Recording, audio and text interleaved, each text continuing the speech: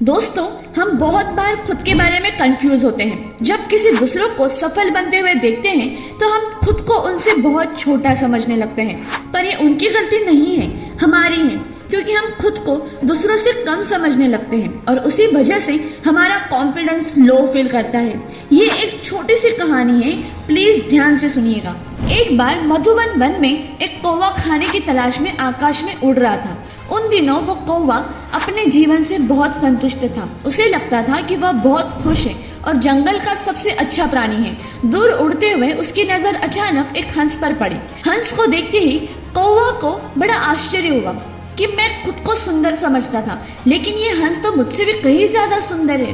कौवे ने कुछ सोचकर ये बात हंस को बताई तो हंस को हंसी आ गई। हंस बोला, मित्र, मैं भी पहले यही सोचता था कि मैं सबसे सुंदर हूँ, पर जब से मैंने तोते को देखा तो लगता है कि वही सबसे सुंदर है, क्योंकि मेरे पास तो बस एक सफेद रंग है, तोते के पास तो 2 रंग हैं। फिर क्या था?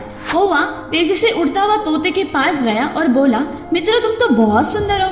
तोता कौवे की बात सुनकर बड़ा दुखी हुआ। बोला, मित्र, मैं भी यही सोचता था, लेकिन जब से मैंने मोर को देखा है मुझे अपनी सुंदरता फीकी नजर आती है, क्योंकि मोर के पास बहुत सारे रंग हैं और वह बहुत सुंदर दिखाई देता है।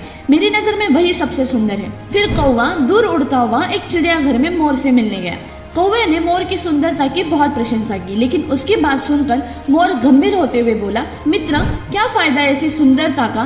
देखो, मैं तो पिंजरे में बंद हूँ। मैं तुम्हारी तरह स्वच्छंद आजाद होकर आकाश में उड़ भी नहीं सकता। और मैंने तो सुना है कि पूरे जंगल में केवल कौवा ही ऐसा प्राणी है जिसे कोई पिंजरे में कैद नहीं रखता है। तो इस तरह से तो मेरे से अच्छी जिंदगी तुम्हारी है।